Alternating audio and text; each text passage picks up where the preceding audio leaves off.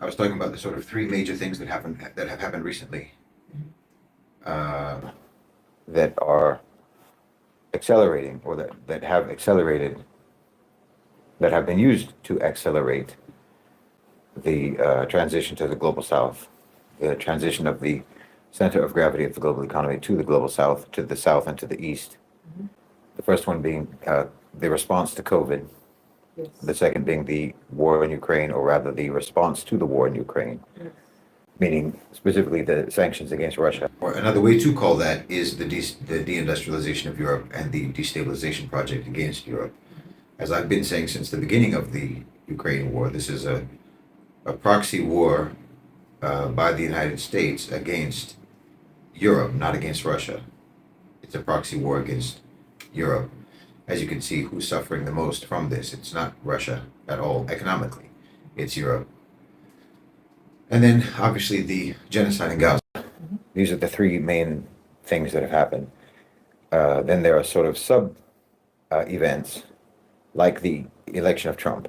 Yes. The election of Trump is definitely an accelerant to the global transition, despite what his own rhetoric is, and his own propaganda is, and what his people think he is. His actual job and his actual agenda is really the polar opposite of what his propaganda and what his rhetoric is telling his base. Within the Trump administration, obviously, you have all of the things that he's done, like the obvious example is the tariffs, which until now it boggles my mind. But until now, there are still people who don't seem to understand that tariffs are being paid by the Americans, not by the exporting countries. It's the consumers. It's borne by the. It's borne by the importers first, and then by the consumers after that, because of course the importers are going to pass the cost on to you, or pass the expense onto the consumers. You know, and then there are other things. Obviously, I mean, the organization of BRICS. I mean, the Ukraine war forced Russia, or pushed Russia, to deepen their relationship with BRICS, deepen their relationship with China.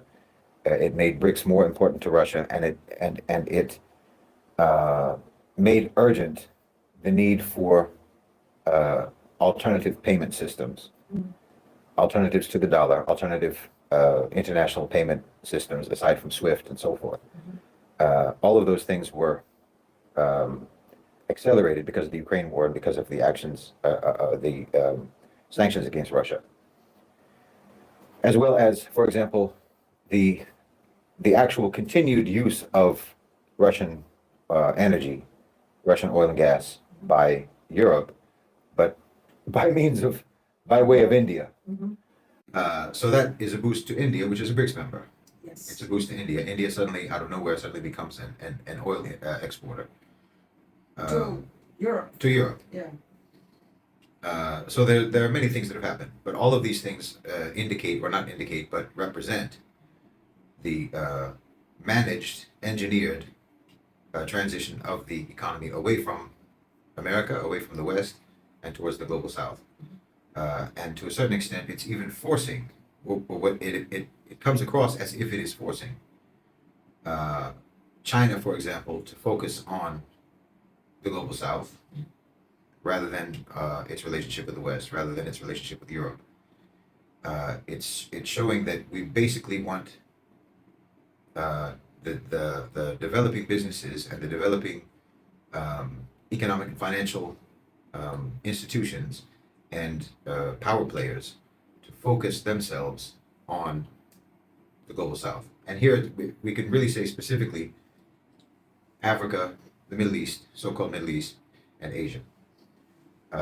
Less so in so-called Latin America, because Latin America is Still under the. it remains the backyard of America. And so America as a regional hegemon, which is all it really is at this point, and certainly all it is going to be, and all it plans to be, and all that the A National OCGFC will allow it to be. And okay, that's all that they will allow it to be, but that is within the context of it really doesn't have any choice except to only be that. But they're not even allowing it to imagine that it can be something else. As a regional hegemon, their jurisdiction, if you will, is going to be in the Northern Hemisphere, primarily in Europe, and they will insist upon Central and South America remaining within their grip. And that's where the neocons are going to be working, in Europe and in so-called Latin America. So I think that, like, for example, you see now that they've sent warships to Venezuela. I think the type of American foreign policy that we're used to, which is dominated by the military-industrial complex, most likely we will see that manifesting itself in so-called Latin America and in Europe, but much less in Africa, much less in the Middle East, so-called Middle East, and much less in Asia. Inshallah, bi'idhnillah. But I don't see why it wouldn't go this way. This is the only way that it can go. I think it's important to understand that the global capital is not being thwarted by BRICS. It's not being thwarted by this transition to the global south, because that's how particularly leftists, so-called leftists, and liberals, and sort of your traditional anti-colonialist, anti-imperialist thinkers and speakers and academics,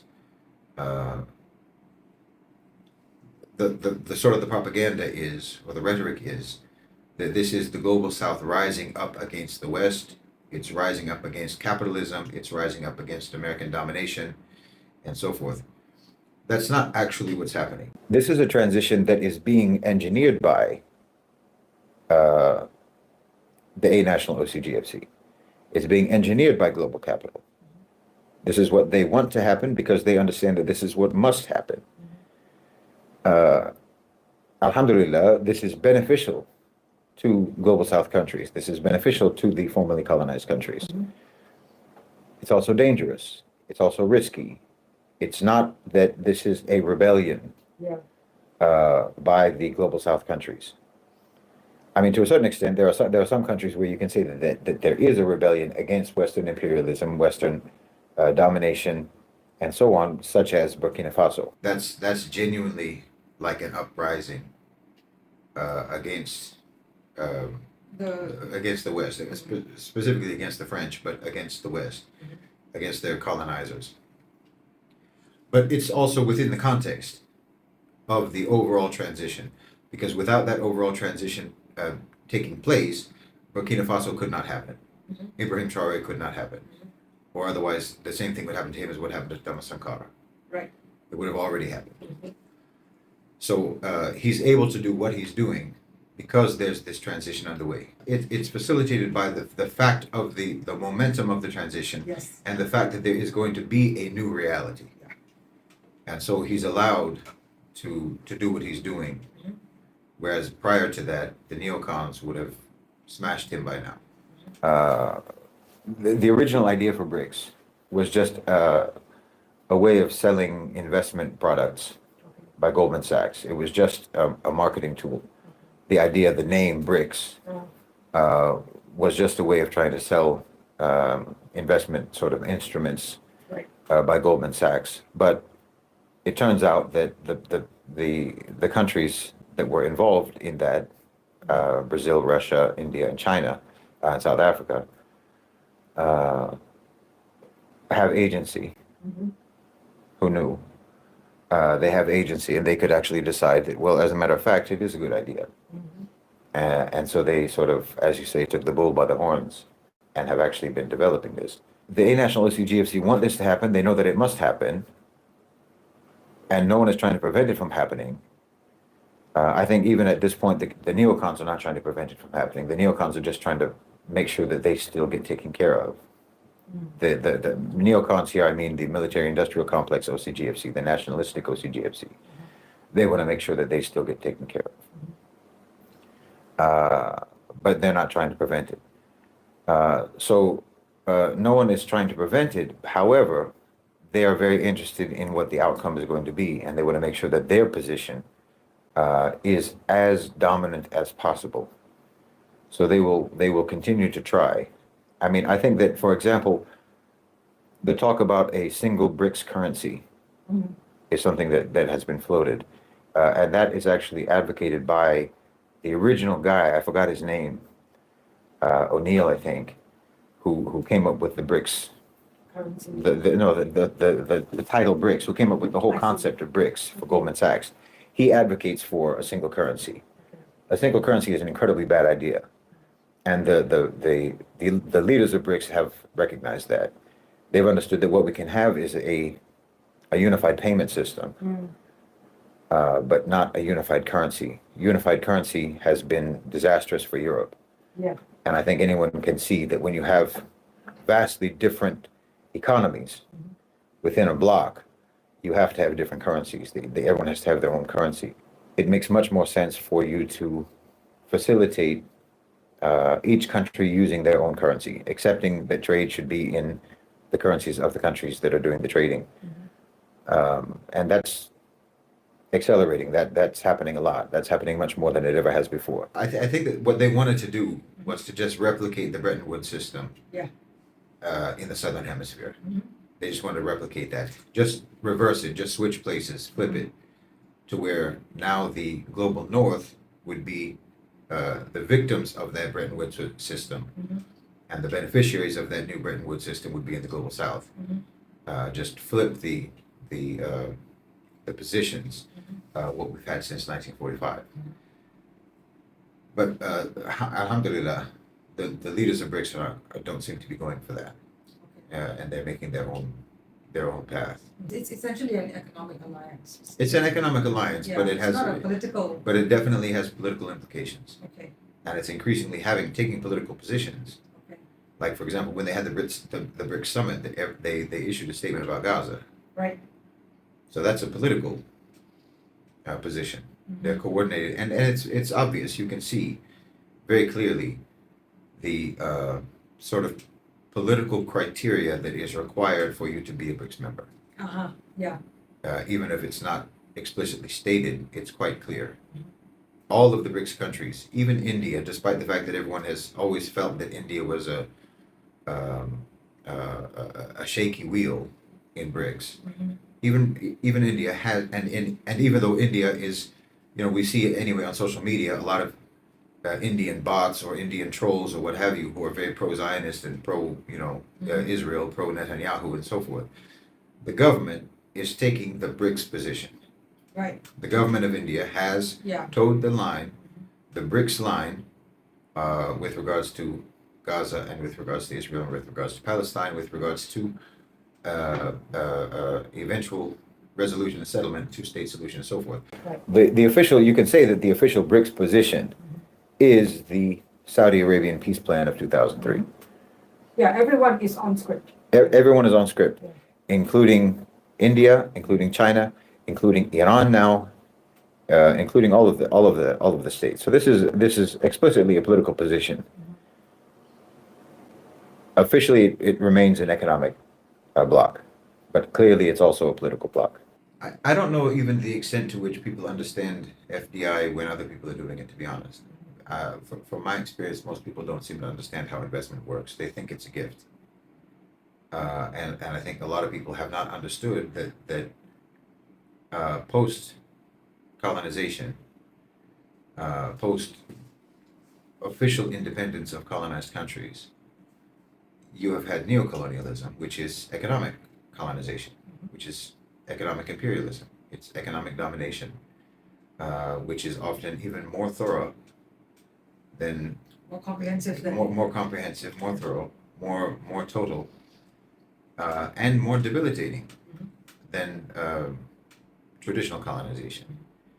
And I think a lot of people have not really understood that. They don't understand how FDI works. They don't understand how regulated it must be in order for it not to be damaging to your economy. It's obviously a benefit to your economy, but it is very often, and it is designed to be much more beneficial for the investor than for the country being invested in. Its investment is like a syringe that's stuck into your country, and you think that it is pumping medicine into your country when actually it is extracting blood from you. That's how it has worked. And I think a lot of people don't understand that. They really think that when there's an FDI deal, this is very good for them. because they think it's money being pumped into their country rather than money being pumped out of their country. Because you understand, when someone makes an investment, they want their money back, and they want more than their money back. They want to make a return on their investment. They want profit, and that profit is money from your economy that is flowing out of your economy. So anyway, if you do understand it, if you do understand how domination has been adapted in the last 8 decades or so, to be primarily through economic means, then you should understand that anyone with capital has the ability to do that. Anyone who has significant capital has the ability to do the exact same thing. And that is what's happening. For example, when I used to write about Egypt back in the mid 2010s, during the resistance or opposition to the Sisi government, my whole focus was on the neoliberal conquest of Egypt, because that's what they were. That was the path that they were on. They took this massive IMF loan, which at that time was the biggest loan that the IMF had ever given to any so-called Middle Eastern country. And part of the terms of that loan were basically that Egypt would not have economic sovereignty. They wouldn't have any control over their economic policies for like the next 20, 30 years. That was in the contract. That was in the agreement. That, in other words, no matter which government they had, even if you toppled Sisi, your economy is still going to be controlled at that time by Christine Lagarde of the IMF for the sake of Western multinationals and investors. So that was what I was writing about, and what I was writing against, and what I was calling for resistance against. I never really called for opposition to the government, because I didn't see that was even relevant. The government was already captured at that point. The government was already compromised. And your problem wasn't Sisi, it was the ones who were dominating Sisi. It was the external powers. And those external powers were economic. Yep. This wasn't an army. That was the plan for Egypt. That was the direction that Egypt was going to go. The only reason that Egypt has not gone that way, although they have to a certain extent, because they had to comply with the terms and conditions of the IMF. They had no choice but to comply with that. However, the Gulf, Saudi Arabia and the UAE pumped their money into Egypt, and they took advantage of the terms and conditions of the IMF, the requirement of privatization and so forth, and they gained the leverage rather than Western multinationals and investors. Yeah, this is where in the content we make a distinction between the strategic nature of the GCC investments.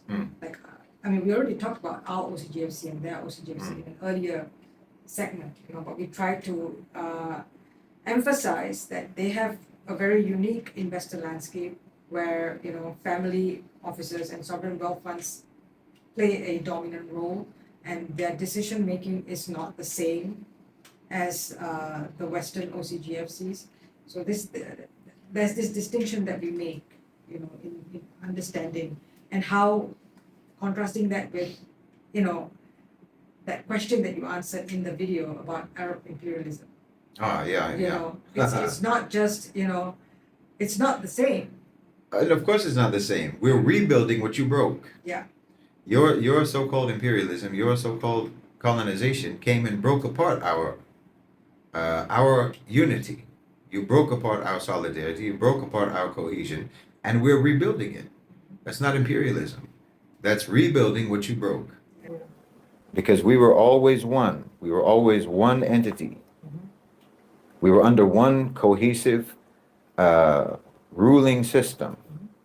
Whether that's, and don't misunderstand about saying that, like, for example, Khilafah, this idea that it was this centralized sort of dictator that was controlling all the lands of the Muslim. No, I'm saying we had cohesion. We had collective sovereignty. We had each individual province, each individual territory had its own jurisdiction. They had their own localized authorities.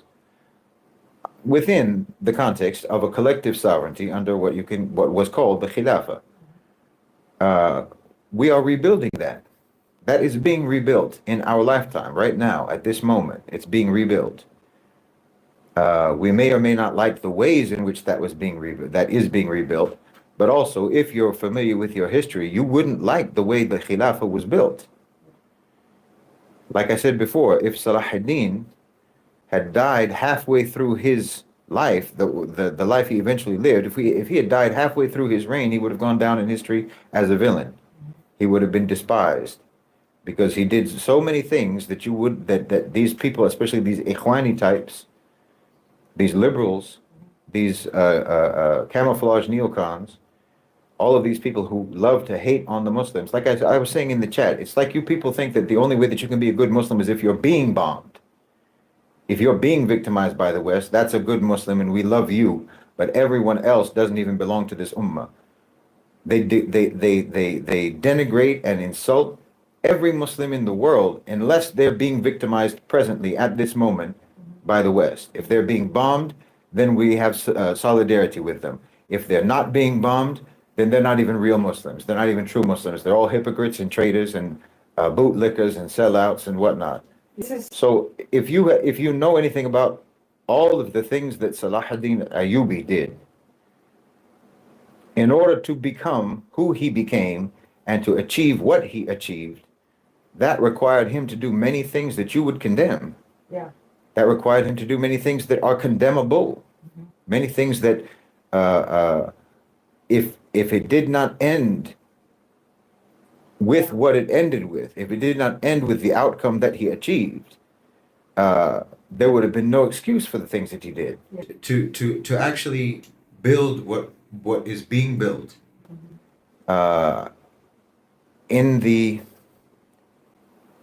face of the enemies that we have and the power that those enemies have, because we talk about the sovereign wealth funds, for example, of the GCC, of Saudi Arabia, UAE, and Qatar, and Kuwait, and so on, and they have a tremendous amount of money. Obviously, they have a tremendous amount of capital, and when we talk about the economic power that they have, yes, it is considerable, it is substantial, it is formidable, but it's not more than the A National OCGFC.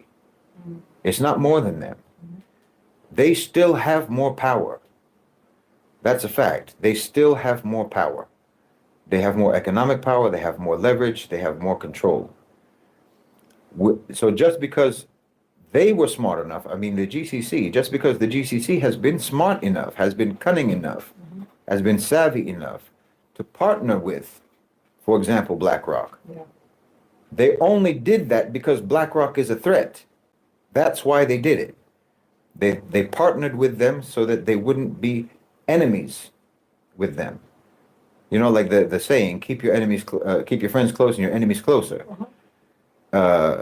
They wanted to partner with BlackRock so that BlackRock wouldn't be hostile, so that BlackRock wouldn't act in a hostile manner towards the Middle East and towards the GCC and Saudi Arabia and so on. And so that they could get them aboard. And having them aboard is making a tremendous difference. Yeah. And it will make a tremendous difference. And this is, again, if you look in the history, Salah ad-Din had to make compromises, he had to make treaties, he had to make partnerships and allies with enemies. Yeah, with the Crusaders and... Exactly. In order to achieve what he ultimately wanted to achieve, which was that cohesion, which was that unity, which was bringing everybody under his reign, so that he could do what he ultimately had to do. So we talked about the GCCs, the nature of the GCC investment. Okay, we've clarified that. And then we also went on to proceed to talk about how Israel has always been a dependency economy, and that it has had no significant economic independence, and that it's the only utility for it was for the U.S. economy as a pretext for funneling American tax dollars to the American weapons companies. And Israel's function was never to, gather revenue like the way a colonized country. Yes, Yes. generally speaking, when traditionally, historically, if you colonize a country, it's so that you can extract the resources of that country and send it back to the empire, send it back to the imperial hub, send it back to the king or the queen or whoever. Right. Israel doesn't produce anything. All they do is take money. They're just a money laundering device. They're a money laundering. I mean, the money that they get is American money going to American companies. So it's a very roundabout way of just funneling taxpayer dollars into the military industrial complex.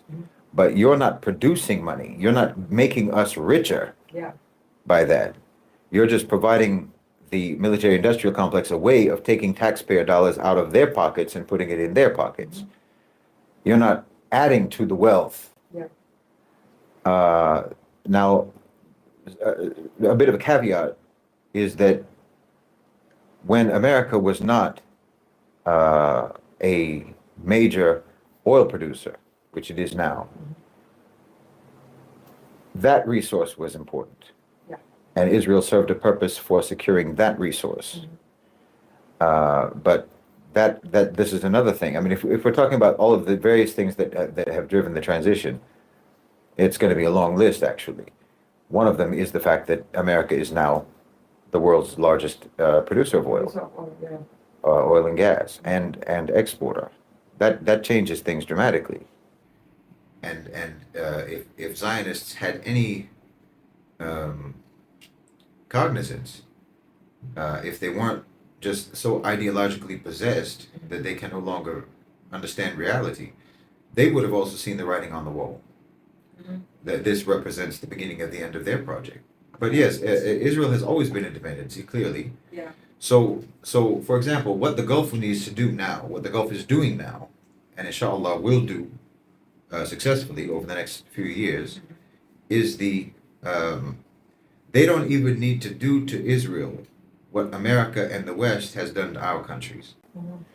Because our countries were independent. Our countries had sovereignty. Our countries were self-reliant. And you destroyed them. You broke them down. You had to break us down in order to make us dependent. For example, to make us importers of your agricultural products instead of exporters of ours, like wheat with Egypt. This is by World Bank and IMF machinations. That's one of the main things that they do, is to try to destroy everyone's food security, so that they can become now customers of American agriculture. I was talking about that in a recent video, that America's global empire, one of the main pillars of their global empire was agriculture. Right. And now you can see what's happening with America. They're in an agricultural trade deficit, which they've never been before. This is a signal or represents the withdrawal of America and the transition to the global south. That now the global south countries are as I said in that video, they're feeding themselves and feeding each other. So they had to break us down in order to make us dependent, but Israel's already dependent. So all that has to happen is that dependency has to shift. It has to be transferred over to a new patron. And that new patron is going to be the GCC. That will eventually buy control and influence over the region. And then Israel just being, again, as it always has been, a historical minority in an Arab majority. Yeah, it will be what historical Palestine has always been. Yeah. An Arab Muslim majority with a small Jewish minority. Yeah, just that it will transform into a regional dependency and integrate into the region, reverting to what it always was and has been. And then, okay, and this is a truism, and I've said it in several videos. The way things have always been is the way they will always be. And so, if anything, if you're ever witnessing or living through a situation that is unlike what you've ever had before, what your territory, what your land, what your country, what your people have ever experienced before, that's an anomaly, and it won't last. The way things have always been is the way they always will be. That's just a fact. So, this is the situation. The only thing that has ever permanently changed the trajectory of a people, a land, a nation, is Islam. That's the only thing that has ever permanently changed to people. Alhamdulillah, is Islam. if you're on social media, it's already all over the place. How the West in general, like in concert, they are beginning to rationalize their discontinuation of the support for Israel, of their support for Israel. This has to be understood as understanding that the charade is over, that the jig is up, that Zionism cannot continue, that Israel cannot continue, and so now they're interested in exonerating themselves. Now they're interested in absolving themselves of everything that they have done, because all of the blame lays at their feet, all of it. That doesn't mean that blame doesn't fall upon the Israelis. Obviously it does, but not them exclusively. I mean, it would be very strange if this was the only genocide that America didn't back. What genocide have they not backed? But you want us to believe that America is against this? That America is against what Israel has done? So you want me to believe that America is against the crimes that they paid for, that were committed with their weapons, and largely by American citizens with dual citizenship. Yeah. You're telling me that they were against that one, but not against all the other ones that they've been for. They're trying to exonerate themselves because they know the game is over. They're not saying it because they want to prosecute anyone for crimes. They want to not be prosecuted for their crimes, because there isn't a single crime that the Israelis have committed that wasn't an American crime. America is the Don, is the mafia Don, and Israel is just a capo. So this is something that we need to recognize, and we cannot let them off the hook. And also, don't share this content that you see, you know. No, I'm not, I can't, for myself personally, I can't stand that. Because you're not sharing, what you're sharing is Americans trying to exonerate themselves. That's what you're sharing. Exactly. You think that you're sharing it because it's against Israel, because it's against Zionists, and because you think that means it's pro-Palestinian. It's not pro-Palestinian, it's not pro-Muslim, it's not pro-Arab, it's not pro-Global South, it's not even anti-genocide. As long as what its main goal is to try to exonerate the biggest criminal on the face of this earth, which is the United States of America. That's their goal. Like a Candace Owens, a Tucker Carlson, and whoever else. These people are doing nothing but trying to absolve the country that is actually responsible for all of the crimes, because they're just trying to put all of the blame on their culprit, on their henchman. Right. They want to exonerate the mob boss, the criminal mastermind. They want to exonerate Uncle Sam and put all of the blame and all of the guilt and the prosecution only against the henchman. So I would never share anything like that. Please. Because yes, I agree with you, Israel is responsible, but I disagree with you that they're the only ones responsible, because they couldn't have done a single thing. Israel would have been over. Before I was even born, Israel would have been over if it weren't for the United States of America. Yeah. So you know you don't get to exonerate yourself for what you've done. Because you don't let them. If justice matters to you, you can't let them get away with that. Yeah. You can't let them wriggle their way off the hook because they say some words that you like. Yeah. And they like to say that they've been manipulated and hypnotized by AIPAC and the likes. Well, then you just disqualified yourself from ever being listened to. Yeah, exactly. If you're not even smart enough to understand that murdering babies and stealing other people's land and stealing other people's property and stealing other people's homes and bulldozing their trees, bulldozing their gardens, bulldozing their homes while they're in them, if you don't understand that, and if you can actually be hypnotized that that's all okay, well, then you're not even someone qualified to speak in public. Much less pretend that you're some kind of a public intellectual. Okay. And pretend that you're moral. Yeah. No. You don't get to become moral now after the fact. Yeah. It's just convenient. Come. It's convenient. If you fall for this, I'm very, very sorry. But you need to really understand these people. Like I said before also, nothing that you will see from someone who has, for example, millions of followers, because I used to be able to say, you won't see them, anyone that you see on CNN or CBS News or MSNBC or Fox or what have you, obviously you can't believe that any of these people represent legitimate dissent. Obviously, because they're on mainstream. But now, because of social media, we're talking about massive platforms, like a Joe Rogan, for example. Okay, he's not on CNN or MSNBC or what have you, but he has a massive platform. You don't get to have a massive platform if you are dissent. Yeah. You don't get to have a massive platform if you're dissent, if you're true opposition. Yeah, you don't. So Because- please understand this. Yeah, understand they have a monopoly of control on narratives and the media and, you know. Because and look, this isn't even a conspiracy theory. This is the logistics of how media works. Yes, You don't get to have a massive platform unless the only thing that matters to you is having a massive platform. You understand? It means all you care about is getting the views. yeah, You need to appeal to the largest demographic possible. You need to appeal to the largest constituency possible. And you need advertisers. You need sponsorships. You need endorsements. You need collaborations and partnership deals. You can't get that by being an advocate for justice. You cannot get that by being an advocate against imperialism, against Zionism, against colonization, against the subjugation of the global South. You cannot get that. You're not going to get a massive platform. So I'm not saying that the powers that be will not allow you to have.